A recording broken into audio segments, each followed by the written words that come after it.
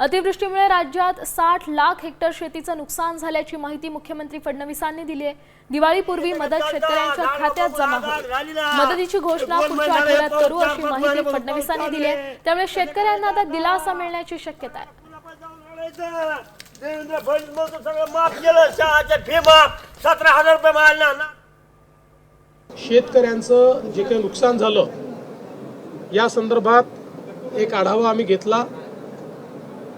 जवळपास 60 लाख हेक्टरचं नुकसान हे झाल्याचा प्राथमिक अंदाज आहे। आमचा प्रयत्न आहे की सगळी मदत ही शेतकऱ्यांना दिवाळीपूर्वी त्यांच्या खात्यामध्ये मिळाली पाहिजे, अशा प्रकारचा प्रयत्न आम्ही करणार आहोत। तसाच निर्णय मंत्रिमंडळाने घेतलाय।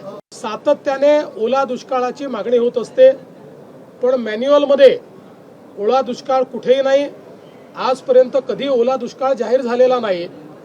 तथापि आम्ही हा निर्णय घेतला की ज्यावेळी दुष्काळ पडतो त्यावेळी ज्या ज्या उपाययोजना आणि सवलती आपण देतो त्या सगळ्या सवलती आता यालाही, म्हणजे दुष्काळ तर त्याला टंचाई म्हणतो आपण, तशाच प्रकारची दुष्काळी टंचाई पडली आहे असं समजून त्या सगळ्या सवलती याही वेळी लागू करण्याचा निर्णय हा राज्याच्या मंत्रिमंडळाने घेतलेला आहे। आता isakal.com आहे देशातील नंबर 1 ची मराठी न्यूज वेबसाईट। प्रत्येक अपडेटसाठी isakal.com ला नक्की भेट द्या।